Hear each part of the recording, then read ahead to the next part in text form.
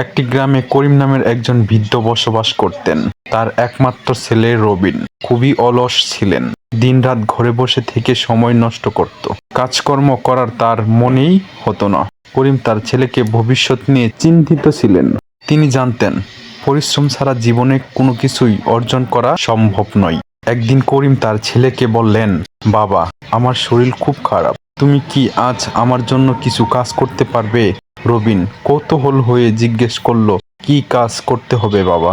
করিম একটি পুরো সিন্দুকের দিকে ইঙ্গিত করে বলল, এই সিন্দুকটি ক্ষেতের পাশে মাটির নিচে পুঁতে দাও। রবিন বাধ্য হয়ে কাজ করতে গেল। সিন্দুকটি মাটির নিচে খুঁড়ে পুঁতে দিয়ে অনেক সময় লেগে গেল। কাজ শেষ করে সে ঘামের ভিজে ক্লান্ত শরীর নিয়ে বাবাকে বলল, পুঁতে দিয়ে আসছি বাবা। পরের দিন করিম সাহেব আবার বললেন, খেতে গিয়ে দেখে আসো সিন্দুকটি ঠিক আছে কিনা।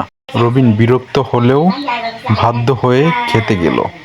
মাটি সরিয়ে সিন্দুকটি পরীক্ষা করে দেখলো সব ঠিকঠাক আছে। এভাবে কয়েকদিন করিম বিভিন্ন অজুহাতে তাকে ক্ষেতের কাজ করতে পাঠালেন।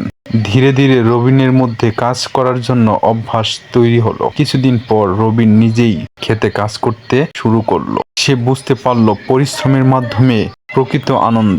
একদিন রবিন তার বাবাকে এসে বলল, বাবা, তুমি ঠিকই বলেছিলে, পরিশ্রম ছাড়া জীবনে কিছু অর্জন করা যায় না। আমি এখন কাজ করতে ভালোবাসি। করিম হাসি মুখে বলল, এটাই আমি চেয়েছিলাম বাবা। মনে রেখো, পরিশ্রম জীবনের সেরা সম্পদ।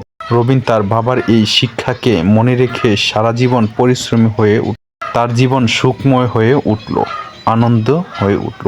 এই ভিডিও থেকে আমরা অনেক কিছু শিখতে পারলাম। জীবনে পরিশ্রম ছাড়া কোনো কিছু সফল না। পরিশ্রমের মাধ্যমে আমরা আমাদের জীবনকে পরিবর্তন করে দিতে পারি।